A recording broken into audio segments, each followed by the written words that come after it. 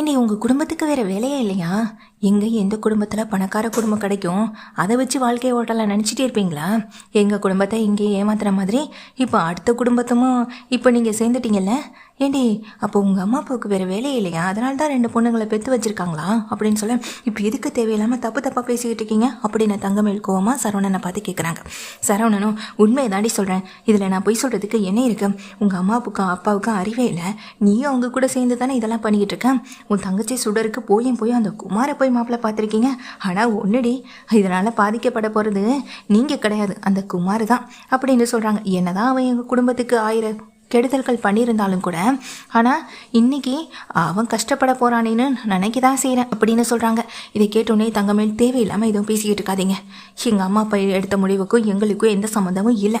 ஆனால் எங்கள் அம்மா அப்பா இந்த முடிவை எடுத்துட்டாங்கன்றதுக்காக என் தங்கச்சி சுடரை அந்த போய் அந்த குமாருக்கு கல்யாணம் பண்ணி வைப்பேன்னு மட்டும் நினைக்காதீங்க. என் உயிர் இருக்க வரைக்கும் அது நடக்கவே நடக்காது. என்னுடைய வாழ்க்கையில் 1000 கஷ்டங்கள் வந்த மாதிரி பிடிக்காத ஒரு கல்யாணத்தை அவள் பண்ணிக்கிட்டு அவள் கஷ்டப்படக்கூடாது. திரும்பவும் எங்கள் அம்மா அப்பா பேச்சை கேட்டு அவள் கெட்டுப்படக்கூடாதுன்னு தான் நான் நினச்சிட்டு இருக்கேன். தயவு செஞ்சு இந்த விஷயத்தை பற்றி நீ என்கிட்ட வந்து பேசாதீங்க அப்படின்னு கோவமாக சொல்லிட்டு தங்கமேல் அந்த இடத்த விட்டு போக, சரவணன் எவ்வளோ திமிர இருக்கும் வழக்குன்னு நினச்சிக்கிட்டு அந்த இடத்த விட்டு கிளம்பி வெளியே போகவும் செய்கிறாங்க. வேலை முடிஞ்சு வீட்டுக்கு போன தங்கமேல் அங்கே அம்மா அப்பாவை நிற்க வச்சு பயங்கரமாக திட்டுறாங்க. உங்களுக்கெல்லாம் கொஞ்சம் கூட அறிவே இல்லையா? அந்த குமார் வேண்டான்னு சொன்னாலும் நீங்கள் கேட்க மாட்டீங்களா? அடுத்தடுத்து என்ன பண்ணணும்னு முடிவு பண்ணிட்டு இருக்கீங்க. சுடருக்கு விருப்பம் இல்லைனா விட மாட்டீங்களா? இப்படி தான் என்னுடைய கல்யாணத்துலேயும் அவ்வளோ பொய் சொன்னீங்க. எல்லாம் பொய் சொல்லி என்னை கட்டி கொடுத்து கடைசியில் இங்கே வந்து தானே உட்காந்துருக்கேன். அடுத்த சுடரும் இதே மாதிரி வீட்டில் வந்து அமைதியாக உட்காந்துருக்கணும். இதான் உங்களுடைய விருப்பமா? அவன் ஒன்றும் நல்லவனே கிடையாது. அப்படிப்பட்ட ஒருத்தனுக்கு என் தங்கச்சியை கட்டி கொடுக்க எனக்கு விருப்பம் இல்லைன்னு சொல்ல, அதை கேட்ட உடனே தங்கமே இல்லாமல் பாக்கியமும், அப்போ உன் தங்கச்சியை வேறு எந்த இடத்துல கல்யாணம் பண்ணி கொடுப்பேன்? வாழை வெட்டியாக நீயும் வீட்டில் வந்து உட்காந்துக்கிட்ட அப்புறம் எப்படி உனக்கு தங்கச்சி கல்யாணம் ஆகும்? இவன் ஒருத்தன் வருவான், வந்தா அத்தனை பவுன் நகை போடணும்னு சொல்லிட்டு கேட்பான். ஆனால் இவங்க வீட்டில் நகையும் வேண்டாம் ஒன்றும் வேண்டாம், உங்கள் பொண்ணை மட்டும் கட்டி கொடுங்கன்னு சொல்லி கேட்கும்போது எப்படி இந்த சுடரை கல்யாணம் பண்ணி கொடுக்காம வீட்டில் வச்சுக்க முடியும்? இங்கே பார், உன் அக்கா பேச்சை கேட்குறேன், ஆட்டுக்குட்டி பேச்சை கேட்குறேன்னு சொல்லி இந்த கல்யாணத்தை பண்ண முடியாதுன்னு சொன்னேன், நடக்கிறதே வேற பார்த்துக்கோ அப்படின்னு பாக்கியம் சொல்லி திட்டுறாங்க. இதை கேட்ட உடனேயே இங்கே ரொம்பவே கோபம் வருது சுடருக்கும். ஆமாம், என்னால் முடியாது, நீயும் அப்பாவும் முடிவு எடுத்துட்டீங்கன்னா அதுக்கு நான் என்றைக்குமே பழிக்கடாக முடியாது. அக்கா சொன்ன மாதிரி தான் நானும் இந்த விஷயத்தில் முடிவெடுத்திருக்கேன். எனக்கு அந்த குமாரை கல்யாணம் பண்ணிக்க எனக்கு விருப்பம் இல்லை அப்படின்னு கோவமாக சொல்லிட்டு சுடர் கிளம்பி போக, என்னங்க இவங்க 2 பேரும் இப்படி இருக்காங்களேன்னு ரொம்ப கோவத்தோட இங்கே பாக்கிய சொல்கிறாங்க. இரு நான் சுடர்கிட்டையும் மயிலுக்கிட்டையும் நான் பேசுகிறேன், நீ கொஞ்சம் அமைதியாக இருன்னு மாணிக்கமும் சொல்லிடுறாங்க. ஆனால் சுடருக்கு இதில் துளி கூட விருப்பமே இல்லை. அதே போல் தங்கமயில் காலையில் கிளம்பி வேலைக்கு போகிறாங்க. சுடரும் கிளம்பி போகிறாங்க. ஏய் எங்கடி கிளம்பிட்டேன்னு சுடரை பார்த்து கேட்க, காலேஜுக்கு போகிறேன் அப்படின்னு சொல்ல, காலேஜுக்கும் போக வேண்டாம், நீ ஒன்றும் படித்து கிளிக்கவும் வேண்டாம், நீ வீட்டில் இரு அப்படின்னு சொல்ல, இங்கே பாருமா, உன் பேச்செல்லாம் என்னால் கேட்க முடியாது. நீ நல்லது சொன்னால் கூட நான் கேட்டுப்பேன், ஆனால் நீ நல்லது எங்களுக்கு செஞ்சுட்ருக்க. இப்படி இலவசமாக கல்யாணம் பண்ணி கொடுக்கணும்னு முயற்சி பண்ணி என் வாழ்க்கையும் அக்கா வாழ்க்கையும் ஒன்றுமே இல்லாமல் பண்ணணும்னு நினச்சிட்டு இருக்கேன். நீ சொல்கிறதே என்னால் கேட்க முடியாதுன்னு சொல்கிறாங்க.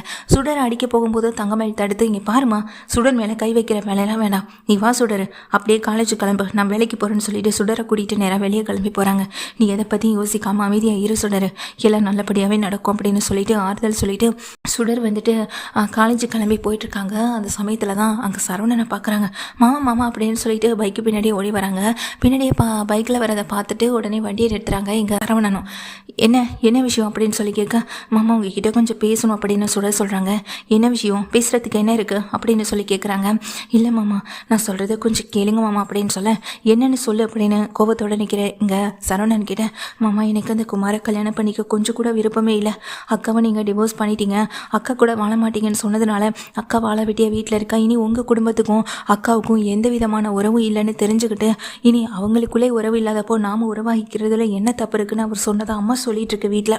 அதனால் குமாரை கல்யாணம் பண்ணிக்கலாம், குமாருக்கும் உனக்கும் எந்த உறவு முறை இல்லைன்னு 1000 பேர் எல்லா விஷயத்தையும் சொல்லலாம், ஆனால் அவனை கல்யாணம் பண்ணிக்க உனக்கு முழு உரிமையே இருக்குது அப்படின்னு சொல்லிட்டு இருக்கேன். எனக்கு அவனை கல்யாணம் பண்ணிக்க துளி கூட விருப்பமே இல்லை மாமா, தயவு செஞ்சு இந்த கல்யாணம் வேண்டான்னு சொல்லுங்க மாமா. அக்கா எவ்வளவோ வீட்டில் எனக்காக கேட்டு பார்த்துச்சு, பேசி பார்த்துச்சு, ஆனால் எனக்கும் அவனுக்கு கோவிலில் வச்சு நிச்சயத்தை முடிச்சு கல்யாணத்தை முடிச்சலான்னு வீட்டில் பேசிக்கிட்டு இருக்காங்க. எனக்கு வீட்டுக்கு போகவே பிடிக்கவே இல்லை மாமா அப்படின்னு சொல்லிட்டு சுடர் அழுகிறத பார்த்தோன்னே சரவணன் ஒரு மாதிரி ஃபீல் ஆகி, இப்போ எதுக்கு அழுகிறேன், ரோட்டில் நின்றுக்கிட்டு கண்ணை தொட அப்படின்னு சொல்கிறாங்க. சுடரும் கண்ணை துடைக்கிறாங்க. துடைச்சிட்டு, மாமா எனக்கு இந்த கல்யாணத்தில் விருப்பமே இல்லை மாமா, தயவு தயவு செஞ்சு எனக்கு அந்த சுடர் எனக்கு அந்த குமார் வேணாம் மாமா அப்படின்னு சொல்லிட்டு சுடர் அழுகிறத பார்த்த உடனே இப்போது இந்த கல்யாணம் நடக்காமல் இருக்கும்னா நான் என்ன பண்ண முடியும்? இது உங்கள் வீட்டு பிரச்சனை. உங்கள் வீட்டு பிரச்சனையில் நான் எப்படி தலையிட முடியும்? தயவு செஞ்சு இந்த விஷயத்தை பற்றி நீ என்கிட்ட நீ பேசாத. இனி உனக்கு இதில் விருப்பம் இல்லைனா நீ இதில் தப்பிக்கிறதுக்கு ஒரே ஒரு வழினா உங்கள் வீட்டில் இருக்கவங்க கிட்ட பேசு. அப்படி இல்லைனா குமார் வீட்டில் இருக்கவங்க கிட்ட போய் பேசு. அது மட்டும்தான் நீ பண்ண முடியும். உனக்காக நான் எதையுமே பண்ண முடியாதுன்னு சொல்லிட்டு சரவணன் அங்கேருந்து பைக் எடுத்துகிட்டு கிளம்பி போயிடுறாங்க. சுடர் அழுதுகிட்டே நிற்கிறாங்க. என்ன பண்ணுறது ஏது பண்ணுறதுன்னு தெரியாமல் அன்னைக்கு சுடர் வீட்டுக்கு வரவே இல்லை. இதை பார்த்துட்டு வீட்டில் இருக்க பாக்கியமோ மாணிக்கமோ பயந்து போங்க. என்ன ஆச்சுங்க சுடர் இன்னும் வீட்டுக்கு வரலன்னு சொல்லிட்டு இருக்கப்போ தங்கமயில பார்த்து ஏய் சுடர் எங்கடி போனா அப்படின்னு சொல்லி கேட்க, எங்கே போனான்னா காலேஜுக்கு தானே போனா, அவள் வர்ற நேரமே இன்னும் ஆகலை, இன்னும் கொஞ்சம் நேரத்தில் அவள் வந்துடுவான்னு சொல்லி வெயிட் பண்ணிட்டு இருக்காங்க. டைம் ஆக ஆக எங்கள் தங்கமயிலுக்குமே பயம் வந்துடுது. எங்கே போனால் என்ன ஆனான்னு ஒன்றும் தெரியல. இப்படி கல்யாணம் பேசியிருக்க நேரத்தில் இப்படி வீட்டை விட்டு காணாமல் போயிட்டாலே இது மாப்பிள்ளை வீட்டுக்காரவங்களுக்கு தெரிஞ்சால் என்ன ஆகும் அப்படின்னு நினச்சி இங்கே பயந்து போயிருக்காங்க பாக்கியமோ மாணிக்கமோ. ஆனால் தங்கமயில் இதுக்கு மேலே நம்ம அமைதியாக இருக்கக்கூடாது, ரொம்ப நேரம் ஆயிடுச்சு. அதுவும் இங்கே வீட்டை விட்டு போன சுடர் வீட்டுக்கு வந்து சேரலனா பயமாக இருக்குல்ல, போலீஸ் ஸ்டேஷன் போய் கம்ப்ளைண்ட் கொடுக்கலான்னு சொல்லிட்டு இங்கே மீனா கிட்ட இந்த விஷயத்த சொல்லிட்டு நேராக ஸ்டேஷனுக்கும் போகிறாங்க. மீனா இந்த விஷயத்த வீட்டில் இருக்கவங்ககிட்ட சொல்ல அச்சிச்சோ அப்படின்னு அங்கே வீட்டில் எல்லாருமே பதட்டப்பட்டு இருக்கும் போது தான் சரவணன் விஷயத்த சொல்கிறாங்க. வர்ற வழியில் சுடரை பார்த்தேன், சுடர் என்கிட்ட உதவி கேட்டுச்சு, ஆனால் என்னால் எதுவும் பண்ண முடியாதுன்னு சொல்லிட்டேன். இந்த கல்யாணத்தை நிறுத்துங்க, எனக்கு இந்த கல்யாணத்தில் விருப்பம் இல்லைன்னா அந்த பிள்ளை சொல்லிட்டு என்கிட்ட அழுதுச்சுன்னு சொல்ல, ஏன்டா அறிவு ஏதாச்சும் இருக்கா இல்லையாடா?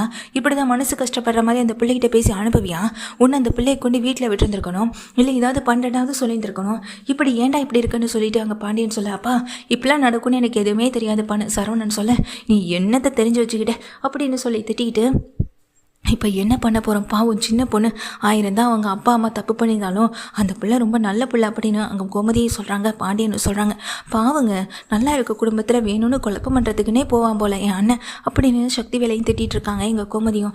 இப்போ என்ன பண்ண போகிறாங்கன்னு தெரியலையே, ஸ்டேஷனுக்கு போய் கம்ப்ளைண்ட் கொடுக்கலான்னு போயிருக்காங்க. முதல்ல போய் கம்ப்ளைண்ட் கொடுக்கட்டும் அப்படின்னு சொல்லிட்டு இங்கே இருக்கவும் செய்கிறாங்க. ஸ்டேஷனுக்கு போயிட்டு கம்ப்ளைண்ட் கொடுக்குறாங்க பொண்ணை காணும்னு சொல்லிட்டு. சரின்னு அவங்களும் டீட்டெயில்ஸ் எல்லாம் வாங்கி வச்சுக்கிறாங்க. இதுக்கு இடையில வந்துட்டு அங்கே சுடர் எங்கே போயிருப்பான்னு இங்கே அவங்க ஃப்ரெண்ட்ஸ் மூலமாக விசாரிக்கவும் செய்கிறாங்க. சரவணன் அப்புறம் கதிர் இப்படி எல்லாருமே தேடி போகிறாங்க.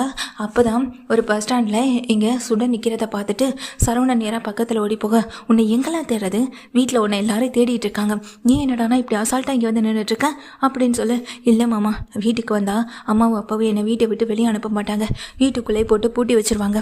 அப்புறம் எங்கள் அக்காவுக்கு நடந்த மாதிரி தான் எனக்கும் நடக்கும்னு சொல்ல, உங்கள் அக்காவுக்கு அப்படின்னு கேட்குறாங்க.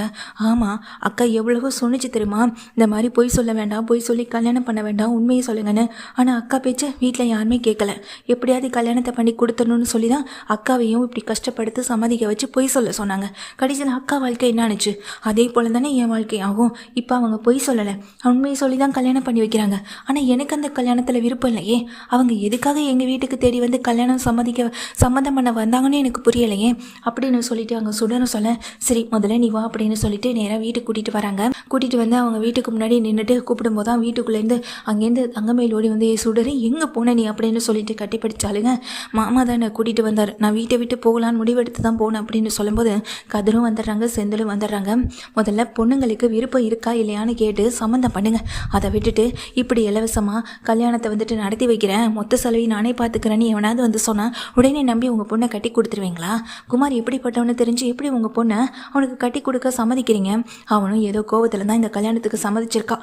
அது மட்டும் இல்லை, அவன் கல்யாணத்துக்கு அப்புறம் உங்கள் பொண்ணு சொல்கிற நான் நல்லா பார்த்துக்கலன்னா அப்போ அழுது என்ன ஆக போகுது, என்ன பிரயோஜனம் அப்படின்னு சொல்லிட்டு கேட்குறாங்க. அதை கேட்டுட்டு எங்கள் பாக்கியமும் எங்கள் பொண்ணு வாழ்க்கைக்கு என்ன நல்லது பண்ணுறதுன்னு தெரியும்னு சொல்லும் போது, அதான் தெரியுமே ஏற்கனவே உங்கள் பொண்ணு வாழ்க்கைக்கு என்னெல்லாம் பண்ணுனீங்கன்னு, இப்போ 2வது பொண்ணு வாழ்க்கைக்கும் ஏதாவது பண்ணுங்க அப்படின்னு சொல்லிட்டு அங்கே கதிரை சொல்கிறாங்க.